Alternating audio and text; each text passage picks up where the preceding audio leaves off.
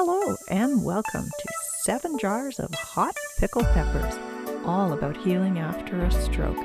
I'm Christine, a stroke survivor. I had a pontine hemorrhagic stroke, and I understand how recovery can be a real roller coaster ride.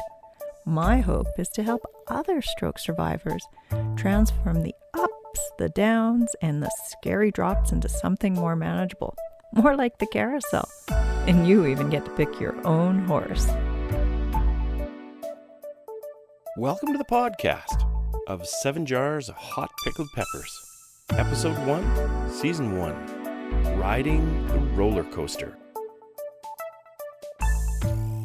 The information and conversations in these podcasts are general in nature and do not replace the care and instruction that you receive from your doctor or therapist. Please discuss your own personal needs and circumstances with your healthcare provider. You can join the conversation through email at 7jarsofhotpickledpeppers@gmail.com, or you can tweet us at number 7, capital J, small ARS, or on Facebook at 7 Jars of Hot Pickled Peppers. This week's quote of the cast. This is from the Rocky Balboa movie. You, me, or nobody is going to hit as hard as life. But it ain't about how hard you hit. It's about how hard you can get hit and keep moving forward. How much you can take and keep moving forward.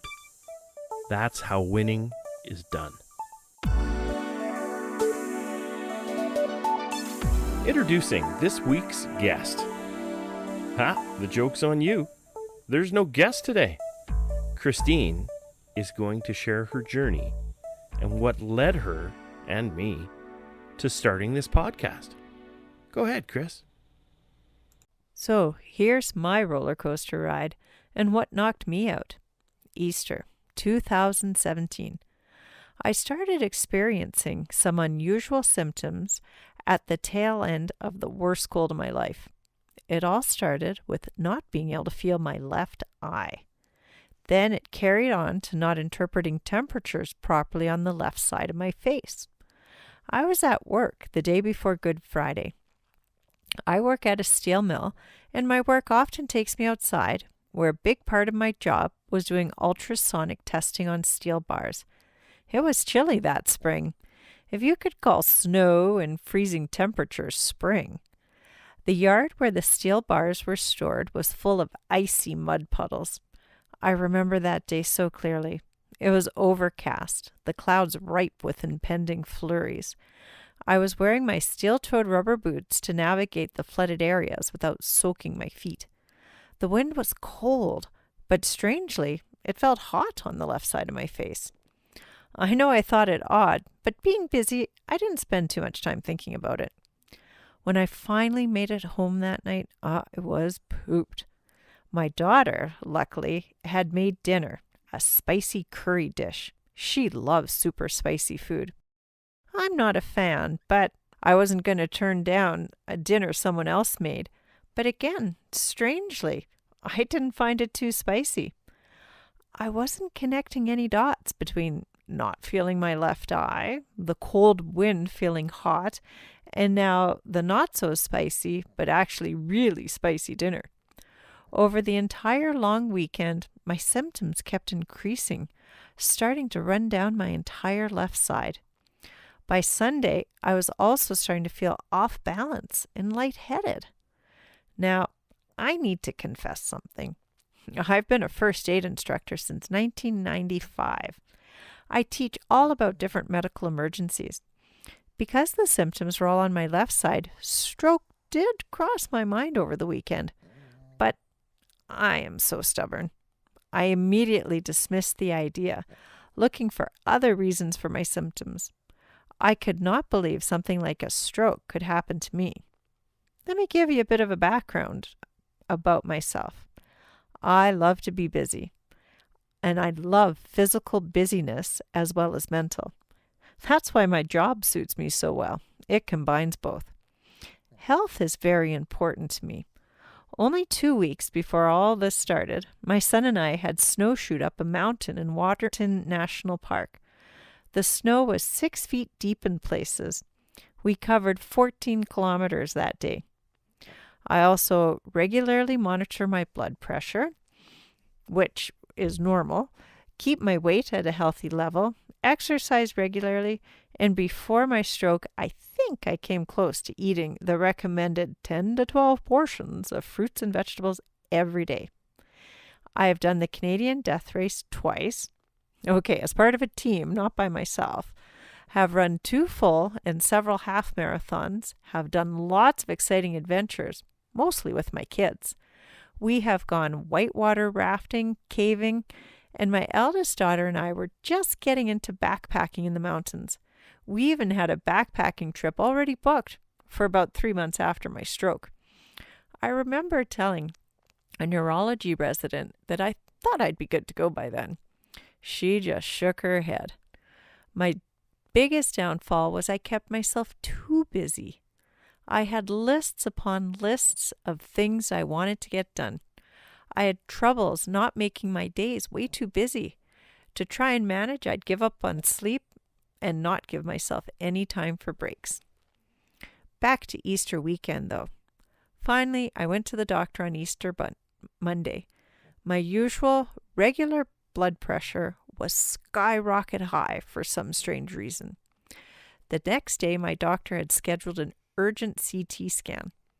All night, my husband and I felt the roller coaster car slowly traveling up the steep incline towards the top and the scary unknown of what was below.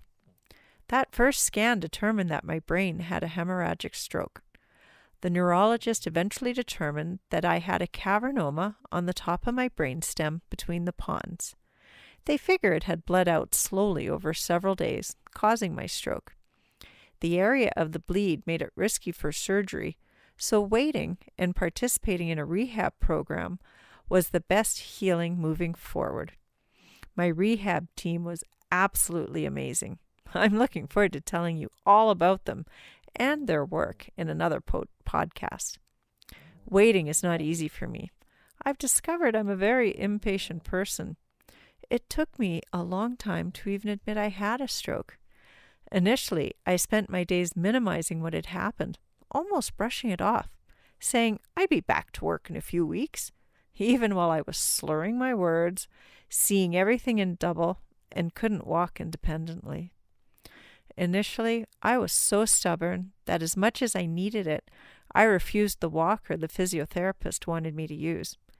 Instead, I got trekking poles with rubber bottoms, and my husband or daughter would always walk beside me to ensure I didn't fall.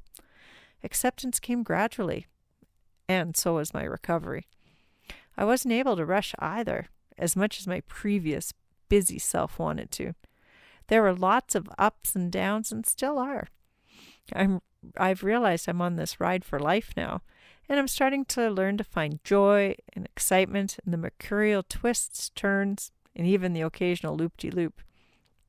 Returning to work has been a long process, and despite finally accepting the new me, I still have a need to be busy and to give back, to feel useful. I wrote a journal about my journey that ended up being a novel, but I still needed more. Recently, we had a family friend come over one evening and shared with us his adventures with running a podcast. Here's a shout out to Dan and his podcast, The Catholic Coaster. Well, the wheels started turning for my husband and I, and 7 jars of hot pickled peppers was born. I'm the stroke survivor, and Ken is my greatest supporter, and sound tech, and recording tech, and website manager, and the list goes on and on. In coming episodes, we'll explore, from a survivor's perspective, the adventures of recovery and acceptance. We have lots of guests lined up to lend their expertise as well. Stroke is a serious business, but we wanted to add humor to our podcast because we all need a break and an opportunity to laugh along with the tears. Spoiler alert, we have a joke for you soon. Why the name? 7 jars of hot pickled peppers?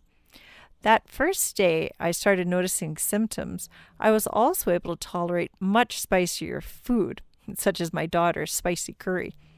As my stroke progressed, I lost most of my sense of taste. Even now it is reduced, although I can usually tell what I'm eating, albeit very mildly. One of the few foods I could taste was hot pickled peppers, the ones in the jars by the dill pickles in the grocery store.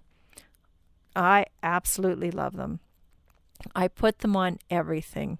I put them in everything.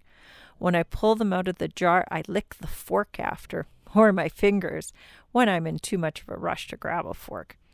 I have even drunk the liquid out of the jar when I think no one's looking.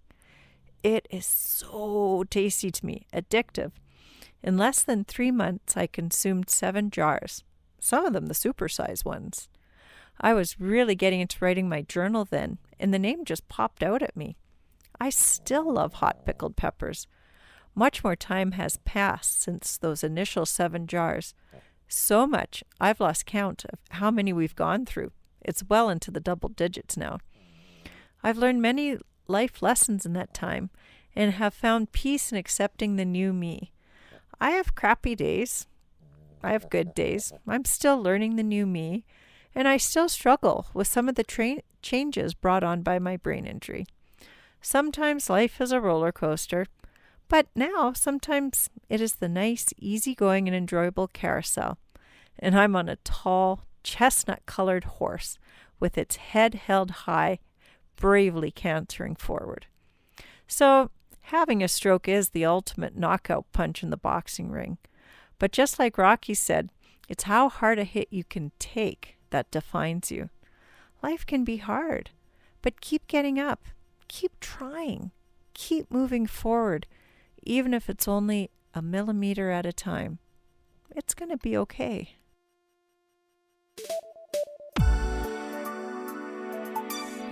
Hey everybody, this is Ken, Christine's husband. I just wanted to let you know, while you were listening to Christine's monologue, you might have heard some snoring. That wasn't me.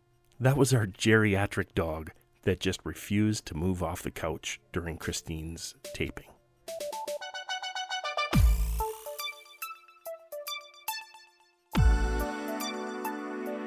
Now it's time for Speak to the Tweet. As this is our first episode, we haven't received any tweets yet. So please tweet us, and on a future podcast, we'll speak to the tweet. Our address is @7, capital J, small ARS.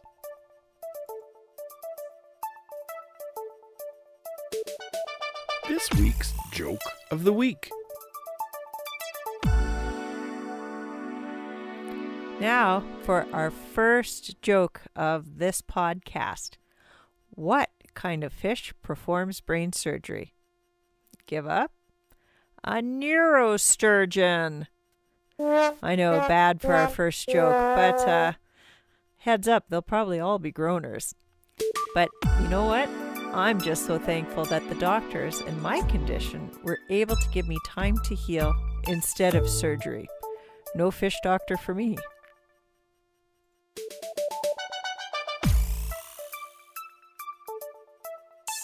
Now it's time for this week's Stroke Link. Hey Christine, how are you today? I'm good, Ken. How are you doing? Oh, I'm doing good too. Hey, this week I was surfing around online. Did you know that in Canada, you can find all kinds of information if you simply type into Google Heart and Stroke Foundation? I know. It's a wonderful resource. I've gone onto it lots of times, and there's a lot of different topics. Yeah, absolutely. And, once you're in the website, you can click on stroke, for example, and find lots of specific information regarding all kinds of stuff, strokes, different kinds of strokes, all that sort of thing. That's right. There's a lot of different sections within the stroke section with even more information. Like you can click into types of stroke, And there it describes the three major type of strokes people may experience. And from there you can click into even more links that give more information. Yeah, I found it to be a really good resource. There's even resources there on the impacts that stroke can have on caregivers as well, which I personally kind of appreciated. I thought there was a lot of good information there. I bet. We recommend that you guys check out this website, heartandstroke.ca.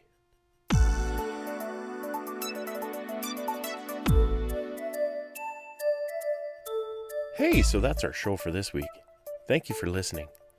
Don't forget to like us on Facebook and leave us a comment on Podbean. If you have any questions or comments, jokes or ideas for future topics, don't hesitate to get a hold of us. Please also visit our webpage at www.7jarsofhotpickledpeppers.com.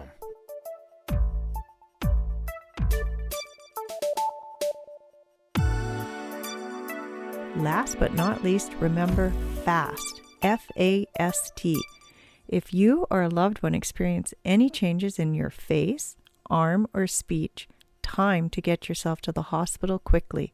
You can call 911 in Canada for emergencies, or for inquiries you can call HealthLink in Canada at 1-866-408-5465 and talk to a healthcare professional.